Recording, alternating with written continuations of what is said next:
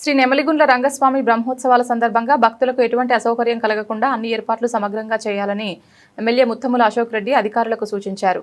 బ్రహ్మోత్సవాల సందర్భంగా భారీ సంఖ్యలో భక్తులు తరలివచ్చే అవకాశం ఉన్న నేపథ్యంలో దేవాలయ ప్రాంగణంలో అన్ని శాఖల అధికారులతో ప్రత్యేక సమీక్షా సమావేశం నిర్వహించారు. పోలీసు, రెవెన్యూ, విద్యుత్, ఆర్డబ్ల్యూఎస్, వైద్య మరియు అగ్నిమాపక శాఖల మధ్య సమన్వయంతో సమర్థవంతమైన చర్యలు చేపట్టాలని ఆదేశించారు.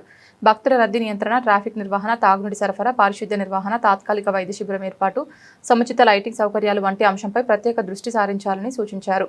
అత్యవసర పరిస్థితుల్లో వెంటనే స్పందించేందుకు ప్రత్యేక కంట్రోల్ రూమ్ ఏర్పాటు చేసి 24 గంటల పర్యవేక్షణ చేపట్టాలని అధికారులకు దిశానిర్దేశం చేశారు.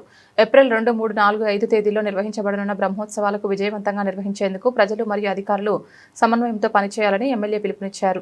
ఈ కార్యక్రమంలో ఆలయ chairman Siddham Narasimhulu, EO Nagaiah, tahsildar Venkateswarlu, MPDO Venkataramireddy, Giddalur market yard chairman Balaiah, మాజీ జెడ్పీటీసీ సభ్యులు కుప్ప రంగనాయకులు, పలువురు అధికారులు, సిబ్బంది పాల్గొన్నారు.